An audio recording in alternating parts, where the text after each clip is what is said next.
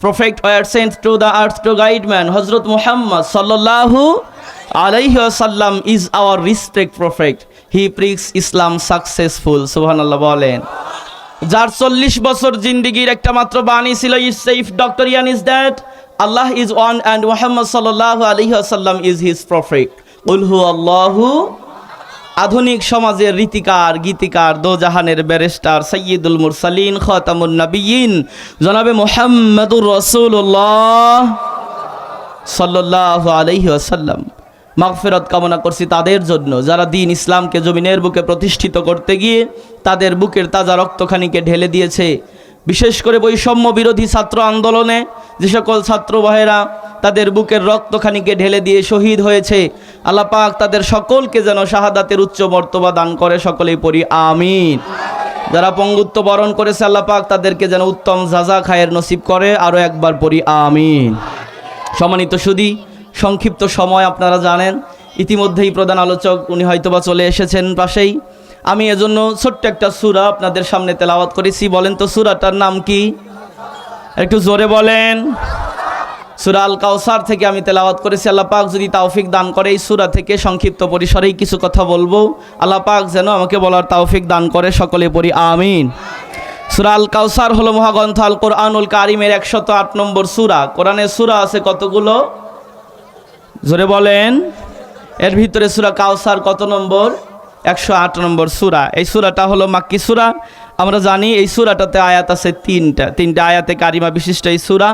আমরা প্রথমে শুনবো সূরাটার শানে নুজুল, কেন সূরাটা নাজিল হয়েছিল।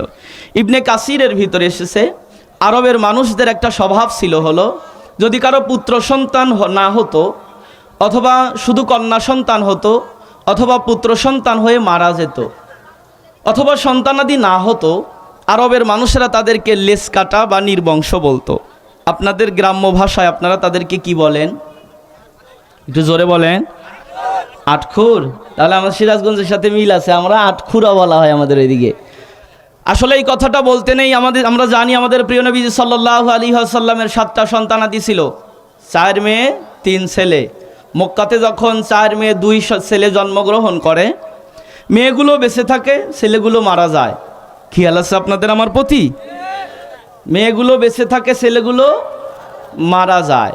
রাসূল আকরাম সাল্লাল্লাহু আলাইহি ওয়াসাল্লামের যখন প্রথম পুত্র সন্তান আবুল কাসেম মারা গেল, আল্লাহর হাবিব ব্যথিত হৃদয় নিয়ে জীবন যাপন করতেছে। আল্লাহ পাক তাকে সান্ত্বনা দেওয়ার জন্য আরও একটা সন্তান দান করলেন। আল্লাহর হাবিব তার নাম রাখলেন ইব্রাহিম। সুবহানাল্লাহ বলা যায়? আমাদের জাতির পিতার নাম কি? আরো আস্তে কন, দ্বিধা আছে? জাতির পিতার নাম কি? কথা কি মোল্লার না আল্লাহর? জাতির পিতার নাম ইব্রাহিম। এটা কি নির্ভয়ে বলা যায় না? এখনো কি বাধা আছে, দ্বিধা আছে? জাতির পিতা হতে গেলে পরীক্ষা দিতে হয়।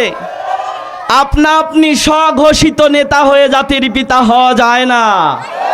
এজন্যই তো 16 বছরে টাকার মধ্যে ছবি, কলেজ ইউনিভার্সিটিতে ছবি, তারপরে রাস্তাঘাটে ছবি, 16 বছরের সবগুলো 16 মিনিটে শেষ। কথা কয় না? আর আল্লাহ পাক বলেন তোমাদের জাতির পিতা মিল্লাতা আবিকুম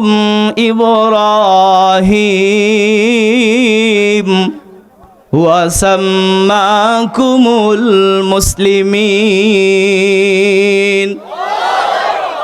আল্লাহর হাবিব বলেন, আমি যখন মেরাজের রাত্রিতে আমার আল্লাহ পাকের কাছে যাচ্ছিলাম, একটা আসমানে আমার আল্লাহ পাকের কাছে যাইতে একটা আসমানে সুন্দর চেহারা বিশিষ্ট একজন মানুষের সাথে আমার দেখা হয়ে গেল। আমি জিবরাইল আমিনকে ডাক দিয়ে বললাম, জিবরাইল ভাই এই মানুষটাকে। জিবরাইল আমিন ডাক দিয়ে বলে, হুজুর এই মানুষটা হলো হযরতে ইব্রাহিম আলাইহিস সালাতু ওয়াস সালাম। নবীজি বলেন, সাহাবীরা রে, আমার জাতির পিতা ইব্রাহিম, আমার বাবার চেহারা আল্লাহ পাক আমার সন্তানের মধ্যে দান করেছিলেন, এজন্য আমি আমার সন্তানের নাম রাখলাম ইব্রাহিম। আল্লাহর হাবিবের এই সন্তান যখন শৈশব বয়সে উপনীত হয়েছে, সন্তানাদি যখন কথা বলা শেখে, ভালোবাসা বাড়ে না কমে? এমন একটা সময়ে ইব্রাহিমকে আল্লাহ পাক ডাক দিয়ে নিয়ে গেল। আল্লাহর হাবিব এতটা পরিমাণে ব্যথিত হয়েছে, হাদিসের ভিতরে এসেছে রসুল যখন চুপ করে বসে থাকতেন রসুলে পাকের চোখ দিয়ে টপ টপ করে পানির ফোঁটাগুলো ঝরতো। সাহাবায়ে কেরাম প্রশ্ন করলেন, ইয়া রাসূলুল্লাহ, ইয়া হাবিবাল্লাহ, আপনি যখন চুপ করে বসে থাকেন আপনার চোখ দিয়ে টপ টপ করে পানির ফোঁটা ঝরে, আপনার দাড়ি মোবারক ভিজে যায়, ওগো নবীজি কেন? নবী আমার ডেকে বলে, আমার সাহাবীরা তোমরা বুঝবা না, পৃথিবীর সবচাইতে ভারী বোঝা হলো বাবার কাঁধে সন্তানের লাশ। আর এই ভারী বোঝাটা আমি একবার নয় 2 বার করে আমি কবরস্থানে নিয়ে গিয়েছি। এ আমার সাহাবীরা, আমি আমার ইব্রাহিমকে কবরস্থ করার পর থেকে আর কোনোদিনও আমি আমার ইব্রাহিমের স্মৃতিকে ভুলে যেতে পারি নাই। এমন একটা দুঃখের সময় যখন রসুল অতিবাহিত করতেছে, একদিন কাবা শরীফের প্রান্তরে যাচ্ছিল, এমন সময় আস ইবনে ওয়াসিল নামক একটা লোক পিছন থেকে বলে, মোহাম্মদ, তুমি তো লেজ কাটা হয়ে গেলে, তুমি তো নির্বংশ হয়ে গেছো, তুমি মারা যাওয়ার পরে তোমার ধর্মের কথা আর কে বলবে? তোমার ধর্মের কথা বলার মতো আর কেউ থাকবে না। একটা কথা মনে রাখবেন বন্ধু, সুখের দিনে দুঃখ দিলে এটা মনে পড়ে না, কিন্তু দুঃখের দিনে দুঃখ দিলে এটা ভোলা যায়। আরো জোরে বলেন। রসুল আমার কাবার চত্বরে চলে গেলেন, সাহাবায়ে কেরাম চতুর্পাশে রসুলে পাককে ঘিরে ধরে বসেছে। আল্লাহর হাবিব চুপ করে বসে আছে, টপ টপ করে পানির ফোঁটা পড়ে দাড়ি মোবারক ভিজে যায়। আনাস ইবনে মালিক রাদিয়াল্লাহু তাআলা আনহু দাঁড়িয়ে বলে, গো নবীজি, আপনি চুপ করে বসে আছেন, আপনার চোখের পানিতে দাড়ি মোবারক ভিজে যায় কেন? রসুল বললেন, আনাস, ওই যে আসার সময় আস ইবনে ওয়াসিল বলে আমি নাকি লেজ কাটা হয়ে গেছি, আমার পরে নাকি আমার ধর্মের কথা আর বলার মতো কেউ নাই। রসুল এই কথা বলতে বলতে মাথাখানা নিচু করে দিয়েছে। সব সাহাবীরা চোখের পানি ছেড়ে কান্না করতেছে। আজকে রাহমাতাল লিল আলামিনের চোখের মধ্যে পানি দেখেছে। দীর্ঘ সময় আল্লাহর নবী মাথাখানা নিচু করে রইলেন। হঠাৎ করে রসুলে পাক থর থর করে কাঁপতেছে আর ঘেমে যাচ্ছিল। পৃথিবীর সবচাইতে ওয়েটেবল জ্ঞান হলো কোরআনের জ্ঞান। যখন ওহী নাজিল হতো রসুল আমার ঘেমে যাইতেন। আল্লাহর হাবিব যখন স্বাভাবিক হলেন, আস্তে করে মাথাটা উপরের দিকে উঠাইছে। সাহাবায়ে কেরাম সবাই নবী পাকের চেহারার দিকে তাকিয়ে দেখে আল্লাহর রসুল মুস্কি মুস্কি হাসতেছে। আনাস ইবনে মালিক রাদিয়াল্লাহু তাআলা আনহু জিজ্ঞেস করো, গো নবীজি, সবে মাত্র আপনি কান্না করে মাথা নিচু করে দিলেন, এখন আবার মুস্কি মুস্কি হাসেন কেন? রসুল আমার ডেকে বলে, আমার সাহাবীরা, আমি নবী, তোমরা নবী নয়, আমি যা দেখি তোমরা তা দেখো না। আমার কাছে এই মুহূর্তে জিবরাইল আমিন এসেছিল, আমার আল্লাহ পাক আমাকে সূরা কাউসার নাজিল করে দিছে। ইন্না আ'তাইনা কাল কাউসার, রাসূল নিশ্চয়ই আমি আপনাকে দান করেছি কাউসার। নবীজি ডেকে বললেন, সাহাবীরা, তোমরা কি জানো কাউসার কি? সাহাবীরা বললেন, ইয়া রাসূলুল্লাহ, না, আল্লাহ এবং আল্লাহর রসুলই ভালো জানে। রসুল বললেন, কাউসার হলো ফাইন্নাহু নাহরুন ফিল জান্নাহ, এটা হলো জান্নাতের ভিতরের একটা নহর, যেটা আমার আল্লাহ পাক আমাকে স্পেশাল ভাবে দান করবে। রসুল বললেন, সাহাবীরা, কিয়ামতের ময়দান যখন কায়েম হয়ে যাবে, পুরা জমিন যখন তামা হয়ে যাবে, মানুষের মাথার আধা দুপুরে যখন সূর্য আসবে, 12টা মুখ দিয়ে তাপ দেয়া শুরু করবে, মাথার মগজ গইলা গইলা নাক দিয়ে আর কান দিয়া বের হতে থাকবে। এই সময় মানুষেরা চিৎকার করবে, পানি পানি পানি, পানির তৃষ্ণায় যেন কলিজা ফেটে যায়। আল্লাহ পাক ওই সময় আমাকে হাউজে কাউসার দান করবে, আর যেই ব্যক্তি 1 পেয়ালা হাউজে কাউসারের পানি পান করবে, ওই ব্যক্তি জান্নাতে যাওয়ার আগ পর্যন্ত তার আর পানির পিপাসা লাগবে না। সাহাবীরা জিজ্ঞেস করলেন, গো নবীজি, কিয়ামতের ময়দানে কি সব নবী রাসূলের উম্মতেরা উঠবে না? রসুল বললেন, হ্যাঁ উঠবে। তাহলে আপনার উম্মতকে আপনি স্পেশালভাবে হাউজে কাউসার কেমনে দান করবেন? রসুল ডেকে বললেন, আমার সাহাবীরা, যদি কালো মেষপালের ভিতরে সাদা রঙের মেষ থাকে, কালো ঘোড়ার ভিতরে যদি সাদা ঘোড়া থাকে, এটা বের করার জন্য কি যন্ত্র লাগে? আরো জোরে বলেন। আল্লাহর হাবিব বলেন, সাহাবীরা আমার উম্মত যারা হবে এরা নামাজের আগে 5 ওয়াক্ত নামাজের আগে ওযু করবে, পবিত্রতা থেকে অপবিত্রতা থেকে পবিত্রতা অর্জনের সময় ওযু করবে, আর ওযুর সময় তার দেহের যে সকল অঙ্গ পানি দিয়ে ধৌত করবে। এই ওযুর পানি দেহের যে সকল অঙ্গে লাগবে ওই সকল অঙ্গ থেকে কিয়ামতের ময়দানে নূর চমকাতে থাকবে। হ্যাঁ, কোন দিকে আসছে? স্টেজে আসবে। আচ্ছা আচ্ছা, লিল্লাহে তাকবীর, নারায়ে তাকবীর। আপনারা রাস্তাটা ক্লিয়ার করে দেন। আমাদের প্রধান আলোচক উনি ইতিমধ্যেই হাজির হয়ে গেছে। আপনারা যে যেখানে আছেন অতি সত্বর মাহফিলে এসে বসে যান। অল্প সময়ের ভিতরেই হুজুর হয়তোবা স্টেজে তাশরিফ আনবেন। আপনাদের কি মনোযোগ আছে? বিরক্ত হচ্ছেন আপনারা? এজন্যই তো হযরতে ওমর ফারুক যখন ওযু করতেন, ওযুর পরে তার ভেজা হাতটা উপরের দিকে উঠায় কালেমায়ে শাহাদাত পাঠ করতেন। সাহাবায়ে কেরাম জিজ্ঞেস করলেন, আমির আল মুমিনিন, আপনি ওযুর পরে উপরের দিকে হাত তুলে কালেমায়ে শাহাদাত পাঠ করেন, ওযুর পানিটা দেহের ভিতরে গড়ায়া যায়, কারণ কি? হযরত ওমর ডেকে বলে, সাহাবীরা তোমরা কি রাসূল পাকের জবান থেকে শোনো নাই, যেই ব্যক্তি ওযু করবে ওযুর পানি যে সকল স্থানে যে সকল জায়গায় স্পর্শ করবে ওই সকল জায়গা থেকে কিয়ামতের ময়দানে নূর চমকাতে থাকবে।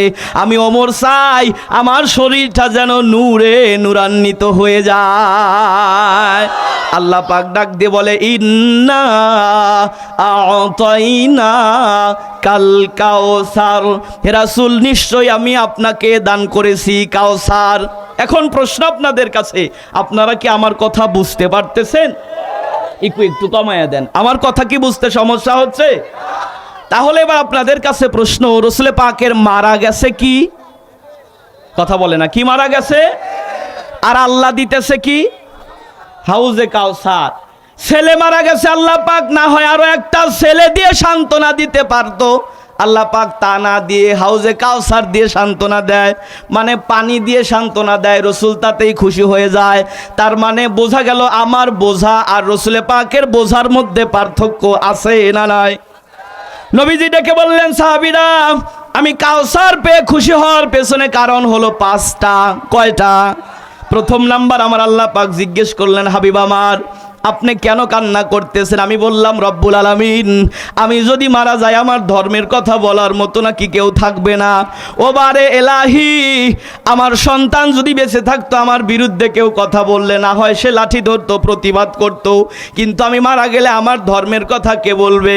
আর আমার বিরুদ্ধে কেউ কথা বললে তার প্রতিবাদ করবে কে? আল্লাহ পাক দেখে বলে, হাবিব আমার আপনার এই পুত্র সন্তান 2টা আমি কেড়ে নিলাম, বিনিময়ে কিয়ামত পর্যন্ত কোটি কোটি রুহানি সন্তান আমি আপনাকে দান করে দেব। কেউ যদি আপনার বিরুদ্ধে কথা বলে তারা তাদের জীবন দেওয়ার জন্য প্রস্তুত হয়ে যাবে। বর্তমান সময়ে আজকের গবেষণা অনুযায়ী ওই রুহানি সন্তানের সংখ্যা বর্তমানে 180 কোটি। সুবহানাল্লাহ বলেন। কেড়ে নিছে কয়টা পুত্র সন্তান? বিনিময়ে কত দিয়েছে? বর্তমানে 180 কোটি। সুবহানাল্লাহ। আল্লাহ পাক জানিয়ে দিলেন, হে রাসূল আপনার বিরুদ্ধে যদি কেউ কথা বলে আমি আপনার এমন রুহানি সন্তান দান করে দেব, তারা বলবে আমার বাপের বিরুদ্ধে কথা বললে আমি ছাড় দিতে পারি, মায়ের বিরুদ্ধে কথা বললে আমি ছাড় দিতে পারি, কিন্তু আমার রাসূলের বিরুদ্ধে কথা বললে তার সাথে আমাদের কোনো আপোষ নাই। কথা বলেন। এটা হলো রুহানি সন্তানদের পরিচয়। আজকে যদি রাসূলের ওই ইজ্জত সম্মান রক্ষার জন্য যদি ময়দানে নামতে হয়, যদি রক্ত ঝরাতে হয়, ওই রুহানি সন্তানের পরিচয় দিয়ে ময়দানে কারা কারা যেতে রাজি? দুহাত তুলে আল্লাহকে দেখাও।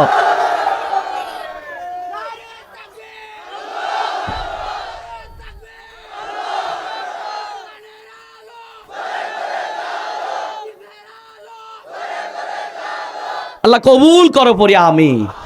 আজকে আমাদেরটা কেন বিশ্বকে আমরা জানিয়ে দিতে চাই, তোমরা মুসলমানদের রক্ত নিয়ে হোলি খেলা খেলবে আর আমরা বসে বসে আঙ্গুল চুষবো, এটা হতে পারে না। কথা বলেন। বিশ্বের 180 কোটি মুসলমান যদি তোমাদেরকে নাড়া দেয়, মুসলমান তো ওই বীরের জাতি, খালিদ বিন ওয়ালিদের উত্তরসূরি, মুসলমানেরা মোহাম্মদ বিন কাসিমের উত্তরসূরি, মুসলমানেরা রক্তের মধ্যে প্রয়োজনে রক্তের বন্যা বয়ে দেবে, তবু আমার রসুলের বিরুদ্ধে একটা কথা বলার সাহস তাদের দিবে? আল্লাহ আমাদেরকে কবুল করুক, পড়ি আমিন। আল্লাহ পাক ডেকে বলে, হাবিব আমার রসুল বলেন, আমি 2 নাম্বার কাউসার পেয়ে খুশি হওয়ার কারণ আল্লাহ পাক ডেকে বললেন, নবীজি আপনার এই পুত্র সন্তানগুলো কেড়ে নিলাম, বিনিময়ে আমি আপনার দলে লোককে আরে ভারী করে দেব। সুবহানাল্লাহ বলেন। হ্যাঁ জি জি। সম্মানিত স্বেচ্ছাসেবক ভাইয়েরা, আপনারা মাঠের পূর্ব দিকে একটু যাওয়ার জন্য অনুরোধ করছি। হুজুর একদম কাছাকাছি, সময় চলে এসেছে, রাস্তা এখন অনেক গাড়ি ঘোড়া, আমাদেরকে ফোন করা হয়েছে রাস্তাটার জন্য একটু পরিষ্কার করে দেওয়া হয়। আচ্ছা স্বেচ্ছাসেবক ভাইয়েরা আপনারা যান, রাস্তাটা পরিষ্কার করে দেন। আপনারা কি বিরক্ত হচ্ছেন আমার কথার উপরে? আর একটু বলবো? তাহলে হুজুর আসার আগ পর্যন্ত আমি বলি। আল্লাহ পাক ডেকে বললেন, হাবিব আমার আমি আপনার পুত্র সন্তানগুলোকে ছোটবেলায় আমি বিদায় করে নিলাম। এর 2 নম্বর কারণ হলো, হে রাসূল, আল্লাহ পাক অন্যত্র ঘোষণা করেছেন, মা কানা মুহাম্মাদুন আবা আহাদিম মির রিজালিকুম ওয়ালাকির রাসূলুল্লাহ।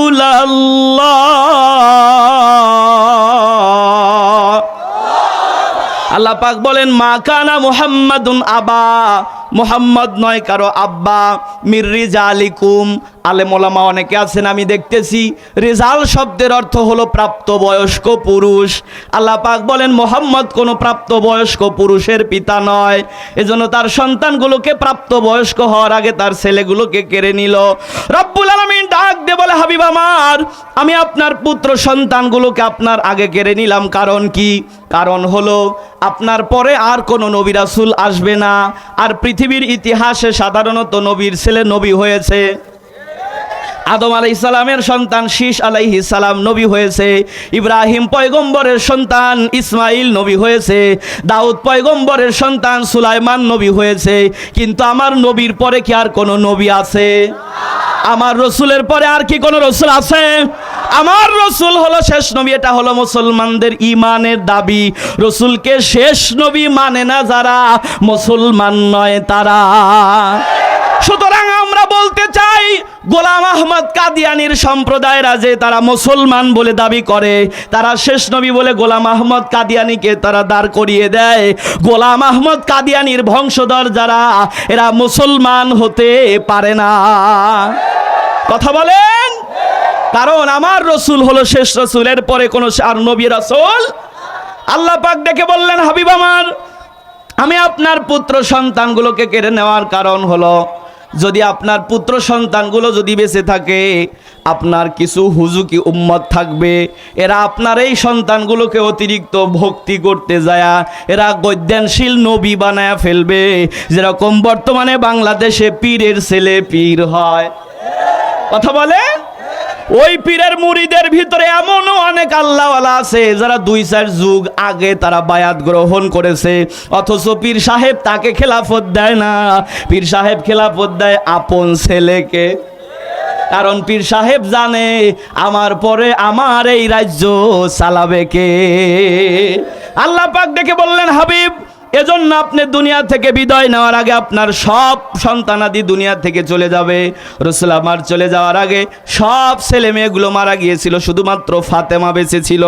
আল্লাহর হাবিব বলেন, আল্লাহ পাক জানিয়ে দিলেন, হাবিব আমার এ কারণে আপনার আগে আপনার পুত্র সন্তানগুলোকে কেড়ে নিলাম। 3 নাম্বার রসুল খুশি হওয়ার পেছনে কারণ, আল্লাহ পাক ডেকে বলে, ইয়া রাসূলুল্লাহ, ইয়া হাবিবাল্লাহ, আপনার পুত্র সন্তানগুলোকে কেড়ে নেওয়ার বিনিময়ে আমি আপনার দলের লোককে ভারী করে দেব। কেমনে দেব? যেই বছর রসুল তাওহীদ